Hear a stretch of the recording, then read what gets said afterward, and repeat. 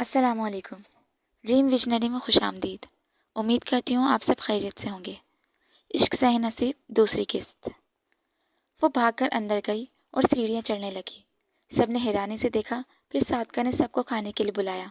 किसी ने इतना ख़ास नोटिस नहीं लिया। वह मुख्तलिफ कमरों में झांक कर देख रही थी, फिर एक कमरे का दरवाज़ा खोलकर सकत रह गई। सामने कोई लड़की खिड़की में खड़ी थी। वो इसकी जानिब गई और इसके पीछे जाकर रुक गई, क्योंकि वो कुछ कह रही थी। मुझे पता है वो किसी की ज़िंदगी बर्बाद नहीं कर सकता। इसने तुम्हें सब बता दिया होगा। आप खुश हैं इस सब से? वो कुछ लम्हों बाद बोली। मुझे पता नहीं खुशी क्या होती है। ये सब उनको पता है जिनके माँ बाप जिंदा हों। लेकिन मैं पुरसुकून हूँ। अब की बार वो पलटी और रानी ऐसे हैरत से देख रही थी। वो सफ़ेद कपड़ों में मलबूस थी। कमीज पर जर्द रंग के फूल बने हुए थे और वैसे ही जर्द दुपट्टा किए वो बहुत पाकीज़ा लग रही थी। आप पागल हैं क्या? वो हैरानी से बोली। नहीं, पागल तो अयान है, जो अपनी ज़िंदगी मेरी वजह से बर्बाद कर रहा है। वो दोबारा रुख मोड़कर खड़ी हो गई। आपको ज़रा डर नहीं लगता कि अगर मैं आपकी सौतन बन गई तो आपका क्या होगा? वो कुछ सोच के बोली। माहम हंस दी। वही तो मैं चाहती हूँ। तुम फिक्र नहीं करो मेरी बहन। जिस दिन तुम ब्याह कर आओगी उस दिन तुम्हें मैं कहीं नहीं मिलूंगी। वो अजीब से लहजे में बोली। क्या बकवास है ये माहम? वो जो इनकी बातें सुन रहा था, इसकी इस बात पर चिल्लाया। और आपसे कहा तो है मैंने कि मैं शादीशुदा हूँ, तो खुदा के लिए यहाँ से चले जाएं। वो अब रानिया से मुखातिब था। वो वहाँ से वॉकआउट कर गई। माहम लो यार, हाथ जोड़ता हूँ, मत आजमा मुझे, मेरी मोहब्बत को। वो इसके सामने हाथ जोड़कर बोला।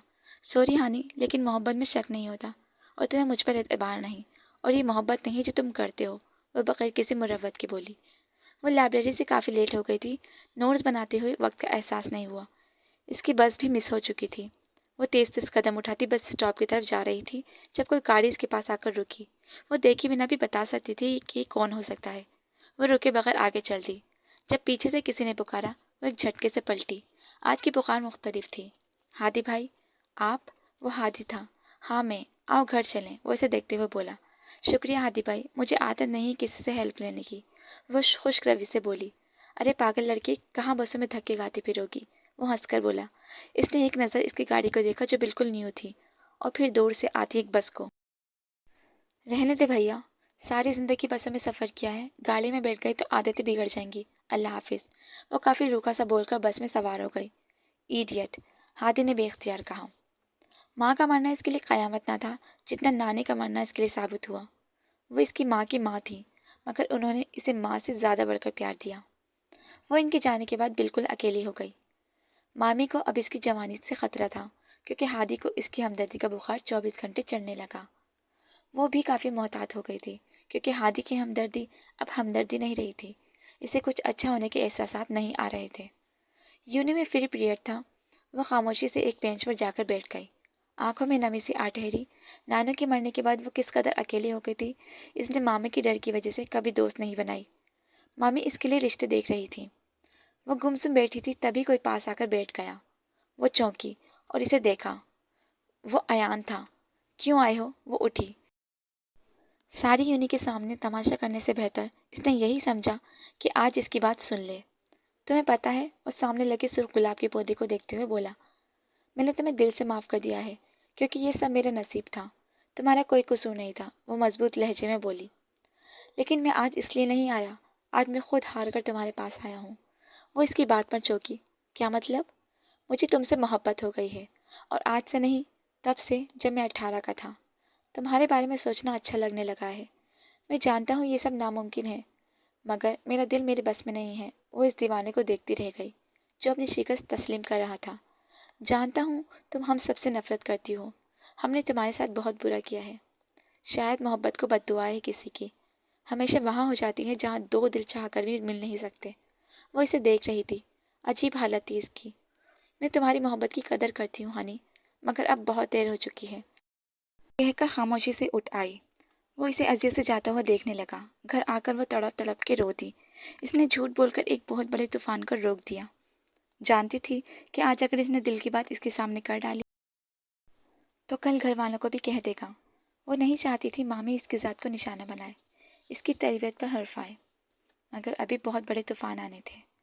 वो छत पर तन्हा बैठी थी जब हादी आया। माहम यहाँ की बेटी हो? वैसे ही हादी भाई। भाई नहीं हूँ मैं तुम्हारा, वो गुस्से से बोला। वो उठकर नीचे जाने लगी, तभी हादी ने इसका हाथ पकड़कर दीवार के साथ लगाया। اور اس کے منہ پر ہاتھ رکھا۔ آج کی بات میں تمہارے منہ سے لفظ بھائی نہ سنوں، نہیں تو مجھ سے برا کوئی نہیں ہوگا۔ محبت کرتا ہوں میں تم سے۔ وہ ایک جھٹکے سے اسے چھوڑ کر دھپ دھپ کرتے نیچے اترنے لگا۔ وہ اپنے دل پر ہاتھ رکھ کر خود کو نارمل کرنے لگی۔ یہ سلسلہ رکا نہیں، یہاں تک کہ ایک دن حد ہو گئی اس کی برداشت کی۔ ہادی رات کو اس کے کمرے میں آ گیا۔ اس کے شور مچانے پر ماموں مامی آئے اور اس نے اس کے بولنے سے پہلے ہی وہ سارا ملبہ اس پر ڈال کر خود پاک صاف ہو گیا۔ مامی نے اس کا پورا ساتھ دیا اور ماموں سے کہا کہ اسے اسی وقت اس گھر سے نکالیں۔ وہ منتیں کرتے رہے گا مگر کسی نے اس کی نہ سنی۔ پھر ماموں کو رحم آ گیا۔ انہوں نے دوسرے دن تایا کو بلا کر انہیں اسے لے جانے کا کہا۔ وہ بھلا کیوں اسے سر پر لیتے۔ انہوں نے اس کو سامنے بٹھا کر اس کے بابا کو کال کی اور اس کی کرتوتوں پر روشنی ڈالی۔ وہ بھائی کے سامنے رو پڑے اور انہیں کہا کہ اس کی شادی وہ ایان سے کر دیں، تو انہوں نے بھائی کی عزت کا پاس رکھنا پڑا۔ جب وہ اسے ایان کے ساتھ رخصت کرا کر گھر لے کر آئے تو اسے کچھ بھی نہیں بتایا۔ وہ شروع ماہم کی روی سے الجھتا۔ وہ بہت روکھا پھیکا برتاؤ کرتی، بالکل خاموش ہو گئی تھی۔ صادقہ کو نہ جانے کیسے انہوں نے منایا تھا اس شادی کے لیے، مگر وہ مان گئی تھی۔ ایان کی محبت میں اسے کوئی شک نہیں تھا۔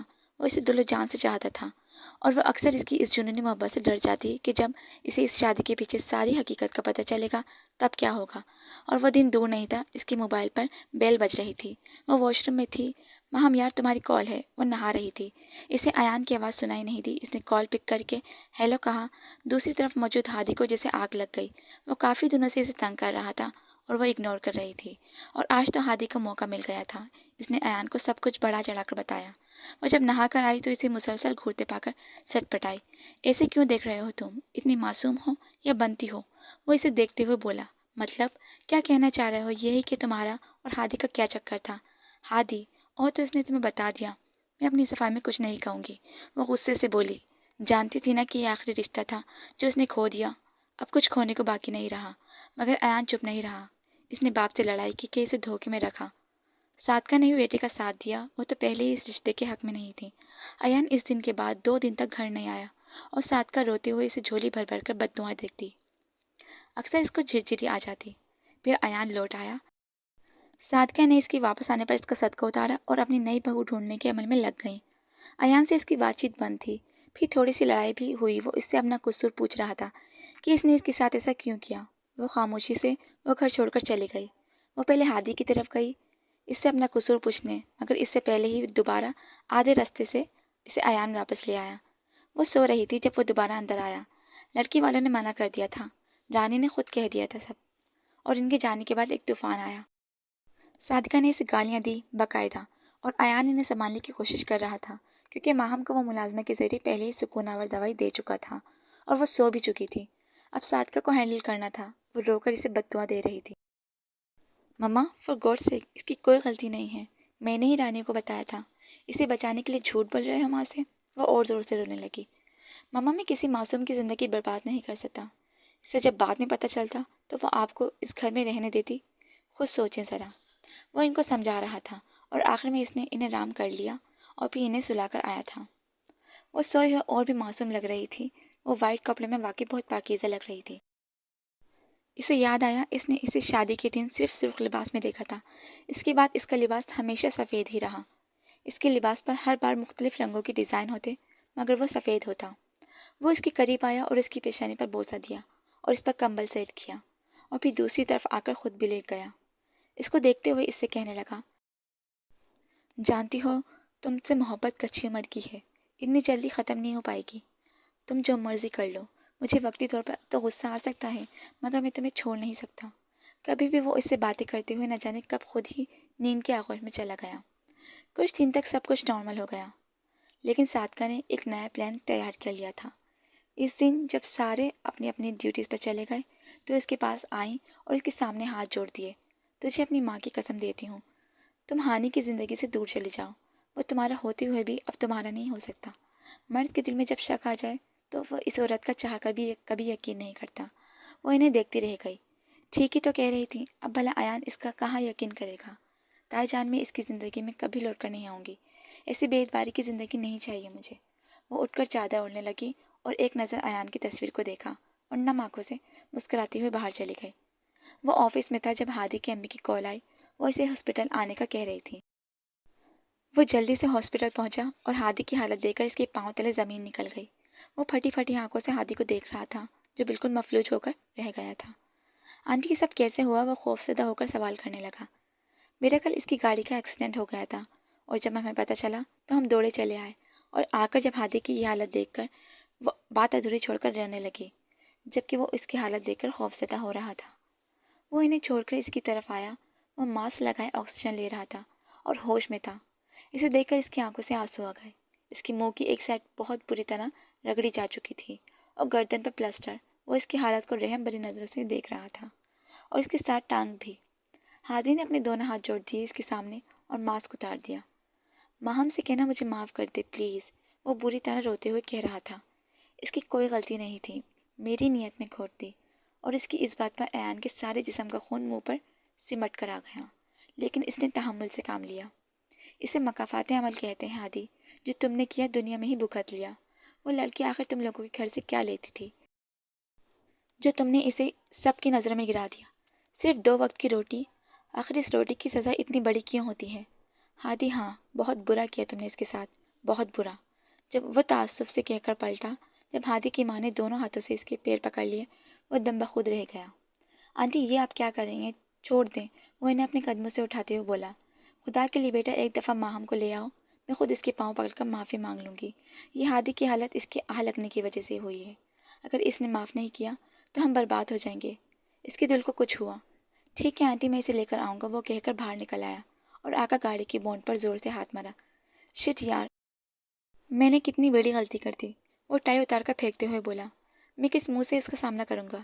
یا اللہ میری مدد فرما۔ وہ بونٹ کے ساتھ ٹیک لگا کر کھڑا ہو گیا۔ وہ گھر میں داخل ہوا اور سیدھا روم کی طرف گیا۔ صادقہ اسے یوں بھاگتے ہوئے دیکھ کر پریشان ہو گئی۔ وہ کمرے میں داخل ہو کر اسے ڈھونڈنے لگا۔ واش روم کا دروازہ کھلا ہوا تھا۔ اسے لگا وہ وہاں نہیں تھی۔ ماہم کہاں ہو تم؟ وہ دوبارہ نیچے اتر کر گیا اور کچن میں جھانکا۔ لاؤنج میں بیٹھے لوگ پریشان تھے اس کو دیکھ کر۔ ماما ماہم کدھر ہے؟ وہ پریشان ہو کر بولا۔ وہ گھر چھوڑ کر چلی گئی ہے ایان، وہ اس کو دیکھتے ہوئے بولی۔ کہاں چلی گئی ہے؟ وہ چلایا۔ مجھے نہیں پتا، شاید اسے سمجھ آ گئی تھی کہ جس محبت میں شک آ جائے وہ دیر پر نہیں رہتی۔ وہ اسے سمجھاتے ہوئے کہہ رہے تھے، وہ مجھے چھوڑ کر نہیں جا سکتی۔ وہ بے اختیار بھاگا اور اسے مختلف سڑکوں پر ڈھونڈنے لگا۔ وہ گھر سے نکل آئی تھی، اس سے تائی کی حالت دیکھی نہیں جا رہی تھی۔ وہ کتنی مجبور تھی، اپنی بیٹی کی خوشی دیکھنا چاہتی تھی، اور وہ اس خوشی کی بھیک بھی کس سے مانگنے آئی؟ اس سے جس کی کل کائنات وہی تھا۔ وہ خاموشی سے اپنی اس محبت سے دستبردار ہو گئی جس کا کبھی اس نے اظہار بھی نہیں کیا تھا۔ وہ سڑکوں پر چلتی جا رہی تھی۔ دوپہر سے شام ہو چکی تھی۔ وہ ایک پل پر کھڑی تھی، یہ شہر سے دور تھا۔ اس نے آسمان کی طرف دیکھا اور مسکرائی۔ جانتی تھی بہت بڑا گناہ کرنے جا رہی ہے۔ بس ہو سکے تو مجھے معاف کر دینا اللہ، میں بہت بری ہوں نا، بہت بری۔ میں نے زندگی میں کوئی خوشی نہیں دیکھی، کسی کا پیار نہیں ملا مجھے، نہ ماں نہ باپ۔ آخر کیوں یہ لوگ مجھے سمجھتے نہیں؟ اولاد کو صرف پیدا نہیں کرنا ہوتا، اس کی تمام تر ذمہ داری بھی پوری کرنی ہوتی ہیں۔ وہ پل کی پشتی کو پکڑ کر ہچکیوں کے ساتھ رو رہی تھی۔ اور جو مجھ سے پیار کرتا، اسے بھی کتنے لوگ چاہتے تھے، تو میں نے اسے چھوڑ دیا۔ میں نہیں چاہتی کسی کو میری وجہ سے مزید دکھ ہو۔ آئی ایم سوری ایان، میں تمہاری محبت کی قابل نہیں تھی۔ پھر اس نے ایک لمحے کے اندر فیصلہ کر لیا، اپنے ہاتھ کی پرس سے آنکھیں صاف کی اور اس چھوٹی سی دیوار پر چڑھنے لگی۔ وہ چھلانگ لگانے لگی، کسی نے اس کو بازو سے کھینچا۔ شاہ بخت اور صفا دونوں واپس گاؤں جا رہے تھے۔ صفا عادت کے مطابق اونچا میوزک سننے پر توڑ رہی تھی، جبکہ شاہ بخت اسے ڈانٹ کر چپ کرا چکا تھا۔ وہ اس کی چچزاد تھی، ہمیشہ سے شہر کے ماحول میں پلی بڑی تھی اور شوق و چنچل طبیعت کی مالک تھی، جبکہ دوسری طرف شاہ بخت گاؤں میں ہی رہتا تھا۔ اس کے بابا گاؤں کے چودھری تھے اور وہ بھی ایک ہی اولاد ہونے کی وجہ سے کافی سنجیدہ طبیعت کا مالک تھا، اور اسے صفا کی شوق طبیعت سے بہت چڑ تھی۔ وہ منہ بسورے اب کھڑکی سے باہر دیکھ رہی تھی جب اس کی نظر باہر ایک لڑکی پہ پڑی۔ رکو رکو، اس نے جلدی سے کہا۔ شاہ بخت کا پاؤں ایک دم بریک پہ پڑا اور اسے کھا جانے والی نگاہوں سے دیکھا۔ وہ لڑکی مجھے لگتا ہے سوسائڈ کرنے والی ہے۔ وہ دروازہ کھول کر باہر بھاگی اور وہ بھی پیچھے بھاگا۔ وہ واقعی خودکشی کرنے والی تھی، کیونکہ اب وہ پل پر بنی چھوٹی سی دیوار پر چڑھ رہی تھی۔ شاہ بخت جلدی سے بھاگ کر گیا، تب وہ اوپر چڑھ چکی تھی اور جمپ کرنے والی تھی۔ اس نے اس کا بازو پکڑا تھا، اسے ایک جھٹکے سے نیچے کھینچا۔ وہ لڑکھڑائی اور گرنے لگی۔ جب اسے اس لڑکی نے پکڑا، وہ 26 سالہ ایک خوشبوش نوجوان تھا جس کا چہرہ غصے سے لال انگارہ بنا ہوا تھا۔